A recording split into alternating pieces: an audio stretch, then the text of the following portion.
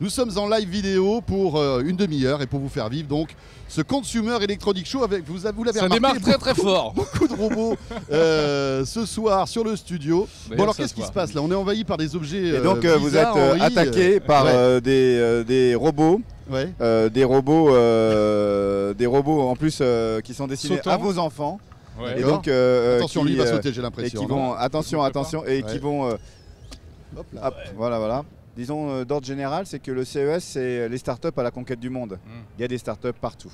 Il y a des startups, de nombreuses startups françaises, mais beaucoup cette année, 100, 200, enfin c'est beaucoup de startups, mais il y a énormément de startups qui cohabitent avec des entreprises anciennes et des entreprises énormes.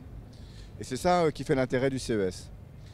Parce que le CES, il faut bien voir que c'est la partie visible du mouvement de fond qu'il y a en ce moment.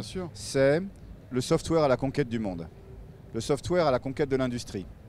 Toutes les industries, l'aéronautique, l'automobile, la chimie, l'architecture, enfin, toutes les industries sont impactées fortement par le logiciel et par des entreprises de logiciels et par des startups. Plus qu'avant, parce que ça a toujours été un peu le cas, non? Plus qu'avant. Maintenant, Silicon Valley a fabriqué tous les objets qui sont sur ta table. Maintenant, Silicon Valley s'attaque aux voitures. Silicon Valley, nous, on s'attaque aux jouets. Il y a des startups qui s'attaquent à l'alimentation. C'est-à-dire que le hard est maîtrisé, en quelque sorte, industrialisé, et l'innovation, l'invention, la créativité même est vraiment dans le software, c'est ça que vous voulez dire? Ouais, c'est la puissance du soft. C'est la puissance intrinsèque des algorithmes, des données dans le cloud.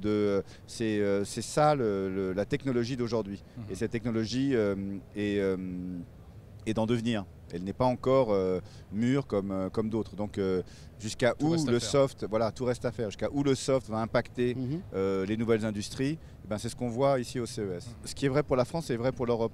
Il y a très peu de start-up allemandes, il y a très peu de start-up anglaises, il y a très peu de start-up françaises qui sont devenues des grosses boîtes. En France, il y a deux exemples, il y a Dassault Systèmes et Gemalto. Il y a des exemples en Angleterre, il y a des exemples en Allemagne, mais ça se compte sur les doigts d'une main ou de deux mains par pays.